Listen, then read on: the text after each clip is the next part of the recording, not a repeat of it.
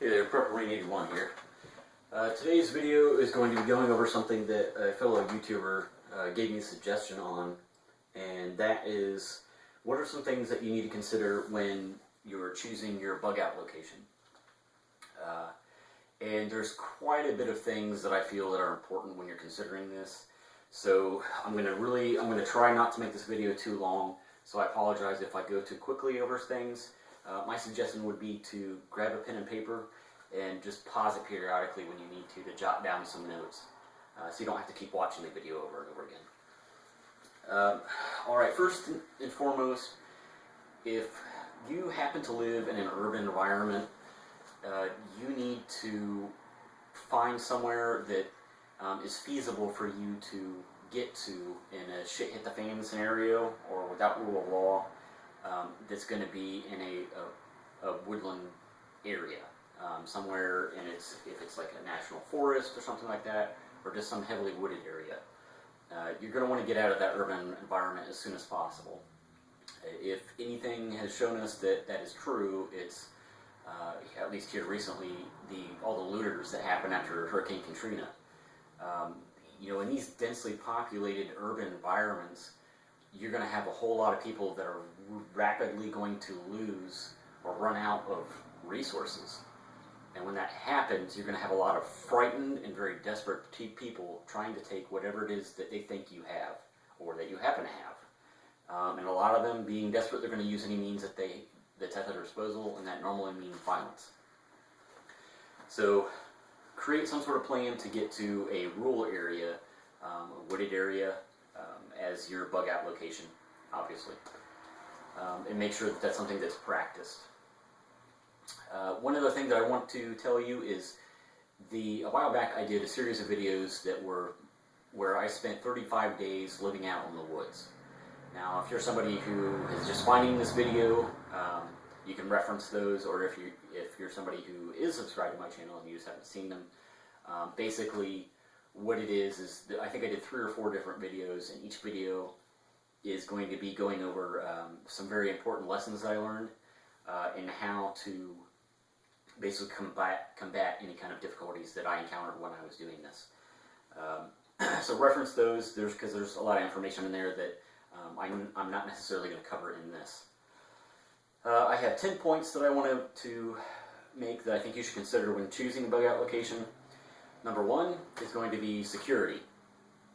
Make sure that your location is one that is well hidden and off the main paths. And this is speaking of being in a wooded environment. You don't want something that's going to be right off of some sort of main hiking track or a trail, because anybody who happens to be doing the same thing that you are, or just stumbles across this path, is going to be able to easily see your camp and compromise it. So make sure that you're at least a decent way hiked into the woods that's somewhat secluded.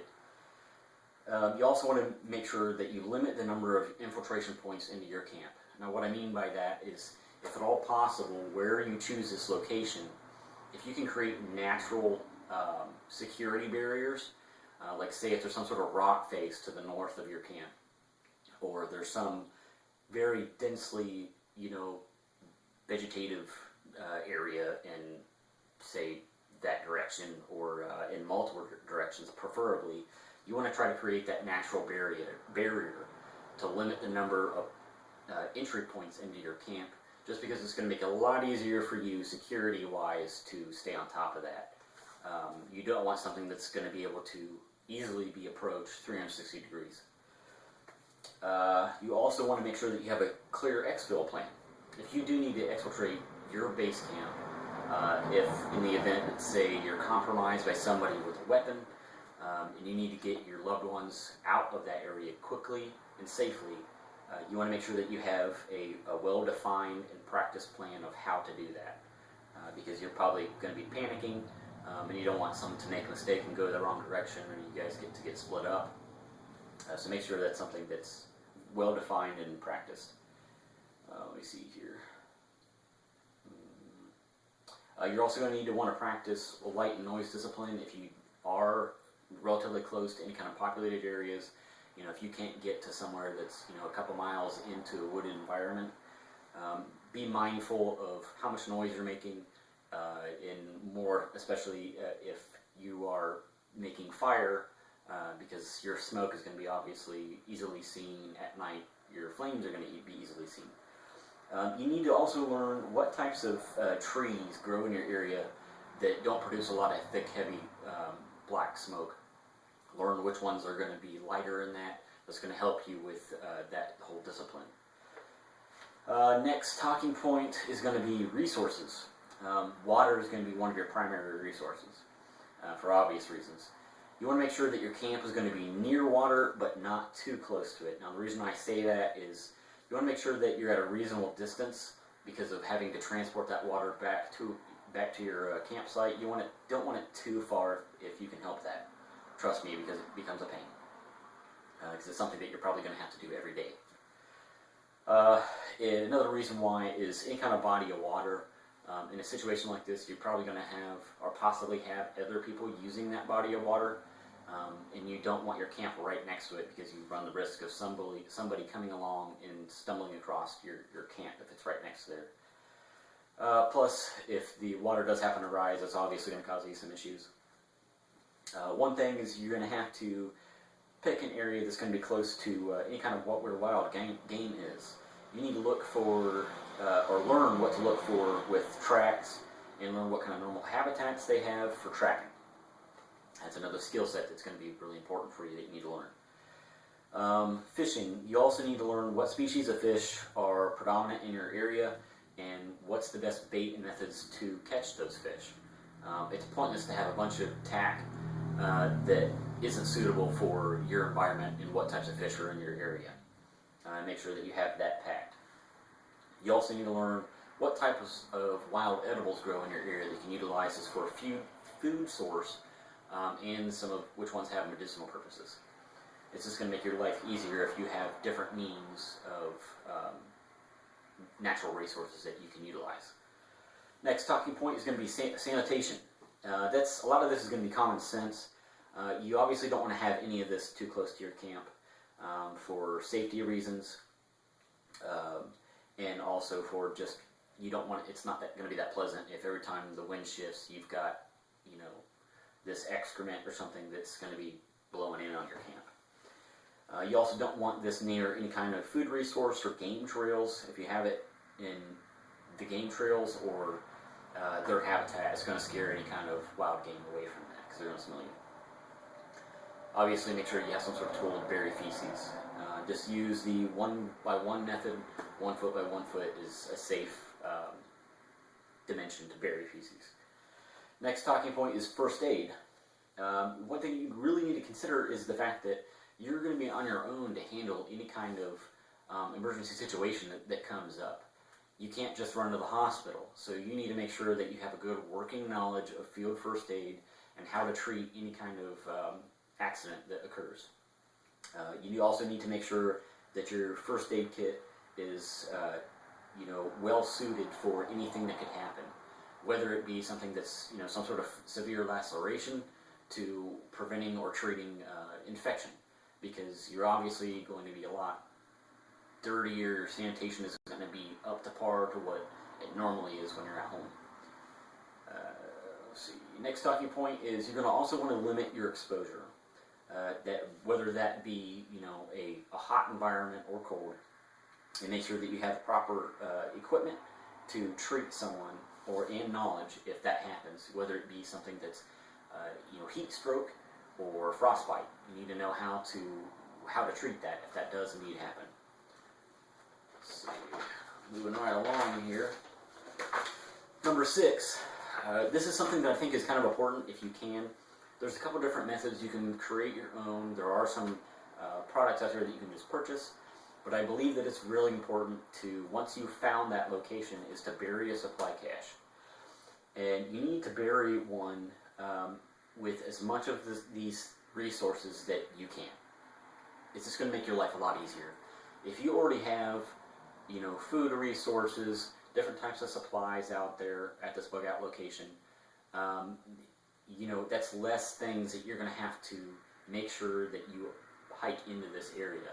And especially if you run into a situation to where, say for some reason you don't have your bug out bag, or you don't have any of your equipment, you just got what you got on your person, and you get out there. If you don't have some sort of supply cache out there, then you're screwed. You also need to make sure that you have different. I'm kind of skipping ahead on that. I'll get to it in a second. You need to make sure that you have, in my opinion, you need to have one that is primarily geared towards a warmer environment. Whether that be the type of clothing that you pack in there, if you don't already have your bug out bag suited for that, and your protection from the environment. You need to make sure that whatever this is, you need to have two separate ones that address both of those types of environment, unless you happen to live in an environment that is primarily always to one extreme or the other. You want to make sure that you also have at least somewhat of a redundancy in the supply caches. So just because, like what I said, if you do happen to be separated from your go bag or any other equipment that you have, you don't want to be dependent solely on your go bag. You want to make sure that whatever supply cache you do have has a lot of these basic necessities already in that, not necessarily just specifically geared towards specialty items. Next one, you need to have a backup location. You need to make sure that you've got a secondary bug out location in case your first one is compromised. I mean, that's kind of common sense. You don't want to make sure that you have all your eggs in one basket, so to speak. If something happens, you need to leave that area, or say you go to get to this primary bug out location and say there's already people there, or there's people that are close to it. For whatever reason, you want to make sure that you have a backup location set up. Next one, familiarize yourself with your area. This is good. If you do this, this is going to give you the edge, number one, in ease of collecting resources. What I mean by that is, if you're really familiar with the area that you have your bug out location in, you know the game trails. This is going to make you a better trapper. You're going to be able to obviously, be just overall, it's just going to be beneficial to you. So don't just go find this location and then never go back out there or never spend any time there. Let me see here, I just lost my place. Number two, if you do need to exfiltrate your bug out location, if you're familiar with your area and everybody who's in your party is, if it's your family or whoever, you're going to be able to do that. You're going to be able to get out of that bug out location and on to the next one, or whatever plan of action you have, with better speed, and you're also going to be less prone to getting lost or running into any dangerous or populated areas. If you're not under stress, you're not going to accidentally go the wrong way or get turned around if you have a good working knowledge of the area that is around your camp. Next one, you need to keep the morale up. As they say, idle hands are the devil's playground. It's very important to keep morale up and assigning tasks to everybody to keep them busy, to keep them occupied, because obviously if something like this happens, it's going to be a very, very stressful experience, especially if you have children. They're not going to be able to process this, especially if they're younger. So I think it's going to be important for you to, if possible, to have some sort of entertainment for everybody, to try to recreate that sense of normalcy. Get some board games or a deck of cards or something, if that's something that you can either pack or put a supply cache out there.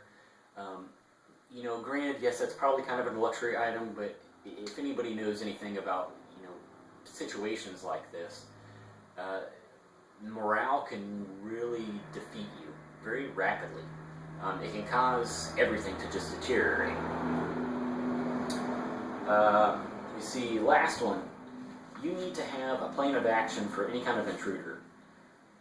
You need to have a clear, simple practice course of action in the event someone comes into your camp. And that's kind of self-explanatory for obvious reasons, but the protection of your family should be your first priority. And something that you need to keep in mind is that in a situation like this, even a decent person, if they are desperate, especially in just in a sense of needing resources if they're starving. And if they have a family or loved ones with them or someone that they care about as well, these people who normally would never harm another human being, and maybe a very decent person, if they are desperate, they will harm you to get what they need. And you really have to put yourself, if the situation was reversed, what would you do? If you had children or a wife, and you stumbled across, oh my gosh, I can't speak. If you stumbled across a camp, and they had resources that you needed for the people that you loved, would you be willing to use violence? I mean, most people would like to think that that wouldn't happen, that they would be able to come to some sort of peaceful agreement with that person in order to get the resources that they need. But 9 times out of 10, if that doesn't happen, which it probably wouldn't, because if you're in that situation, your resources are probably going to be limited. They're going to be willing to use violence. And I would say that I would. I would not let my family die for someone else. And that may seem very cold. And the argument obviously can be made, that if we do that, we travel down that path, then we lose that sense of humanity. And to a certain extent, yes, I agree with that. But, I mean, that situation would never happen because I've prepared myself to be able to be sufficient on my own and provide for the people that I care about if something like this happened. So, because I'm ensured the fact that I would never have to make that decision to either harm or take another person's life for resources, that's not something that I have to worry about. But as you well know, if you're someone who is like us, who is a prepper, who has learned different skill sets like this to make sure that they don't have to ever do that to someone, another human being, they also know that the vast majority of people don't do that and have not done that. And if something like this happens, you're going to have a lot of very scared and ignorant people out there that can't provide for themselves or their loved ones, and they probably are going to use violence against you to get what you need. So you need to have some sort of course or a plan of action of what to do if something like this happens. If somebody comes into your camp, especially if they're armed, and wants something that you have, what are you going to do? What does every member in your family know what to do if something like that happens? Because you need to ensure their safety, obviously. So make sure that you have a very simple, clear, and practice course of action if something like that does happen. But I don't know what I'm at here time-wise. It's probably pretty long. So thanks for watching and sticking with me.